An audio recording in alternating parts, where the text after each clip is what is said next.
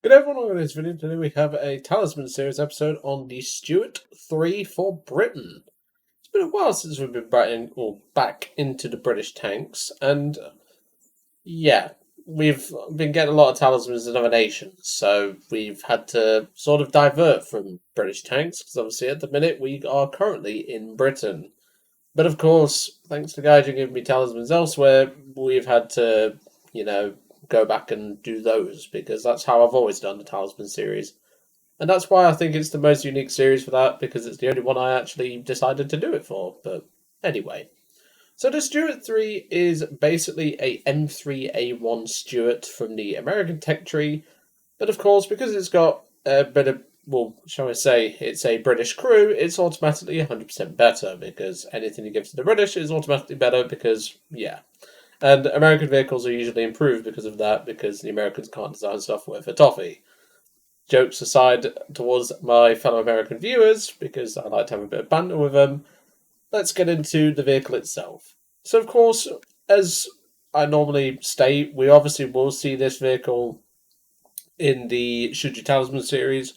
And I must admit, it's nice to have another Stuart. It's just I'm going to get a sense of deja vu because we're going to be talking about Stuarts a few times in the Should You Talisman series. Obviously, you would have seen the M2A4, and obviously I think there's another Stuart which we need to cover in it, and yeah, there's obviously this as well. So it's going to be interesting to see how people cope with the deja vu, but obviously we're going to have a while before we get here, so that's nothing to worry about.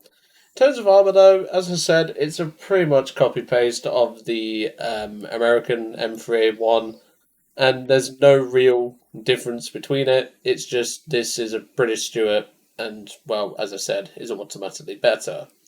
Of course, there is the Stuart 1, which is a M3 Stuart, and then, of course, you can have backups such as the Valentine, the Staghound, and, well, I brought the Swordfish for memes, but you can bring, obviously, more dedicated vehicles. And at 2-3, there's a decent selection of vehicles, like the Hurricane Mark IV, which is more ideal here. And in the premium line, you have the Avenger, you have the DB7, you have the Hudson, and even some of the lower aircraft, like the Beaufort, the Blenheim, and even the Hampton. They're pretty solid choices. The one thing they're really lacking is an anti-cast fighter. Like, yeah, the Hurricanes are decent, but the Hurricanes can be a bit finicky. But the 2B Trop is probably your best bet because it obviously carries bombs. But I digress. So anyway, let's get into the match and let's see, well, if I've lost my mojo with British tanks and Stuarts in general. Because I haven't really been playing too much tanks, and obviously next up in the series we're going to be seeing Crusaders, which is going to be interesting. And, well, I'm kind of looking forward to that. Obviously we have the 2 and the 3, and then we obviously have this sack of crap, the Churchill 1, which I'm not looking forward to that, that's all I'm going to say. But we'll gloss that when we get to it, so to speak. Right, okay, this is a map where I'm actually going to have to ask for some, well, I say ask, obviously I'll see it when the video comes out and you guys leave it in the comments, but if you've played this map, because I've only played it once and I've only been to A side, where do you go and what would your suggestions be? Because, like, this, I'm getting a White Rock Fortress vibe from this area from what I can see, and, like, what's it called now? The new renamed Italy map. I can't remember what it's called, but I'm getting a major sense of that vibe. And apparently White Rock Fortress is getting remodeled and is apparently going to be back in a future patch, which I'm excited for because I loved White Rock Fortress. I'm not sure why they removed it. I thought it was a good map. But clearly Gaijin didn't think so. And, well, we're just going to have to see what they change about it, really. So, of course, with it being a Stuart, we already know that its main focus is, of course, mobility. It's pretty normal to suspect that, and, well, as I said, because it's got a British crew in it, it's automatically better. God, I'm going to get roasted in the comments by my American viewers, but it's so worth it. At the end of the day, it's all for a laugh. I don't actually mean any of this stuff. It's just there for a laugh, really. Excuse me. Oh, great. I've just sneezed and it's got a little bit on my glasses. That's fine, it's not in the blind spots or anything, so we'll just have to carry on.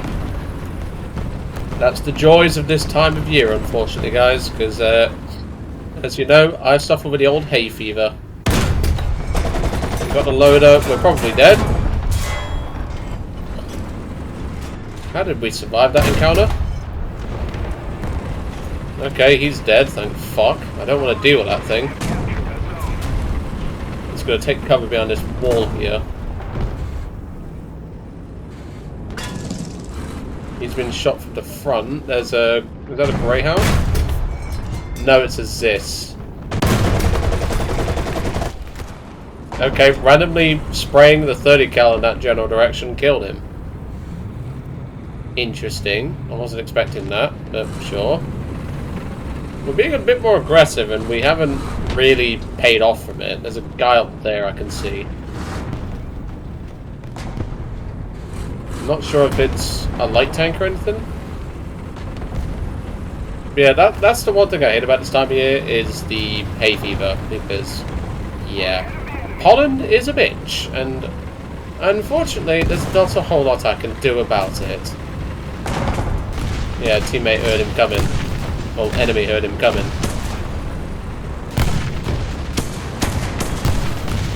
He's dead. It's that new Panzer 38. Which, I'm not looking forward to that thing. I know probably people have seen my community post about it, but... yeah, I'm not looking forward to that. It seems pretty mobile, but that's about all it's got going for it. I'm going to take cover behind this wall for a brief moment. There's a guy up there I've just seen. Ah, he got it. Sherman got it. Yeah, this is unfortunate. It's just what happens when you get a max up to you and you head with Shermans. They just tend to do stuff like this, really. There's not really a lot for us to do on this flank, unfortunately. It's quite unfortunate because this is a good tank and like it's very solid. It's just we have clubbing down tier Shermans, which Shermans in the down tier are brutally efficient. So I think what we'll do is we'll make our way towards the middle of the map because they have a 2C Biz running around. And I'd rather not deal with one of those if I can avoid it. But as I said, the mobility on this thing is extremely good. Like, we get around the map fine. I was going to say, I just heard something. Oh no, it's friendly. Where's the 2C? I think he's just up here, around this corner, is the 2C. Oh, fuck it out. Hold up. Hello, big boy. Go for the driver. We're just going to have to gut this thing bit by bit. But before I do, I need to kill that.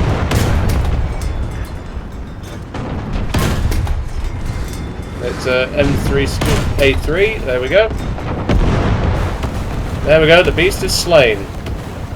Oh, hold on, stuck. Go for the engine. Or that. Oh, I thought that was the second one. I nearly had an heart attack then. Oh, Jesus. Okay. Handbrake. It's not actually a handbrake, but whenever a Stuart does a turn like that, I always call it the handbrake turn. Okay, well, other than nearly shitting myself over a goddamn Char 2C, I think we're doing alright this game. I bet someone's now going to quote that in the comments for like a laugh, and you have every right to, because that's something you're not going to hear from me very often, that's for sure. Alright, let's see if we can use the reconnaissance from our fellow aircraft and get some enemy tanks destroyed. Hello there. Commander turret drive. There goes him. Commander engine. Should be able to nick it in the front plate. Yep, there we go. Oh, I thought that was enemy then. Looks like they're trying to make a push towards Charlie, so I'm going to head up there. See if I can't intercept them. You are in the enemy detection zone and visible to them on a mini-map. That's the first time I've seen that. I mean, it's useful. I don't really want to be visible to them, so I will avoid that.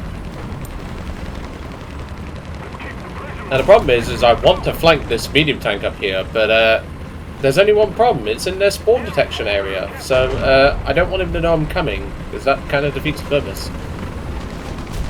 Oh, hello. Hey, mate. Thank you. Quick reaction. Oh no. Okay, I think we're good. Phew.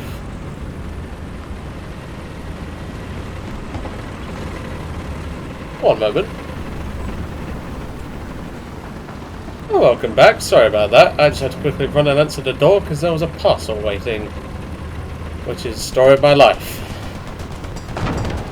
God almighty, I've never had to run that quick, that's for sure. I was a bit late on the trigger there to get the machine guns firing. They're capping A, okay, that's not good. And they're capping B, okay. I'm going to leave the team to handle this whilst I run, because I'd rather them deal with it than me. I will go along and try and get to that cap. Because we can't win a match without a cap.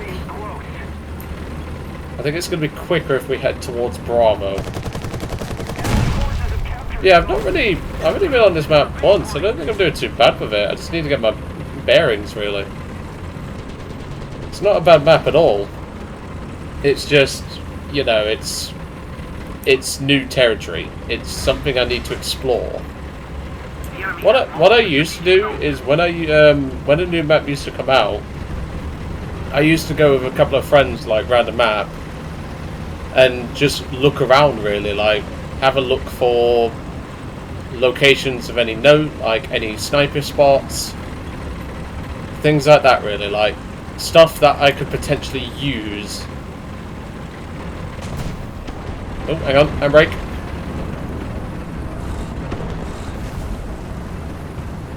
There's something over behind this wall here. I think they got it. Yeah, looks like they got it. Let's get the cap, and that should be the win.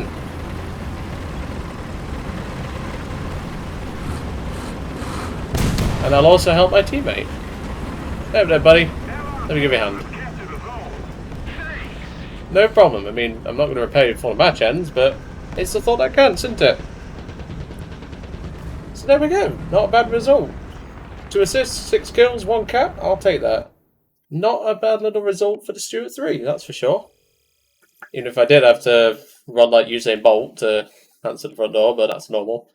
That's the advantage of, well, I should say the disadvantage of now being on the front of the house is, yeah, you tend to hear things more, and that also means you have to run downstairs and grab a parcel every so often. But to be fair, I normally tend to do my recordings when there isn't anything, but clearly I forgot about one, but we all forget things, don't we? But yeah, not a bad result in the Stuart III. I definitely think this tank is really good. The problem is the next vehicle we're going to cover in the series is, well, do I need to really introduce this tank? It's very good, and yeah, it's almost a bit too good sometimes. But of course, after that will be the Crusader 3, which I love. And then, of course, we'll move on to the Churchill, and then we can move on to some Japanese Talisman tanks, because there's not many, but I'm looking forward to seeing how some people react to some of the Japanese tanks we have. But anyway, I'll leave you to it for today. I hope you enjoyed seeing the Stuart III in action, and I'll see you all on the next one.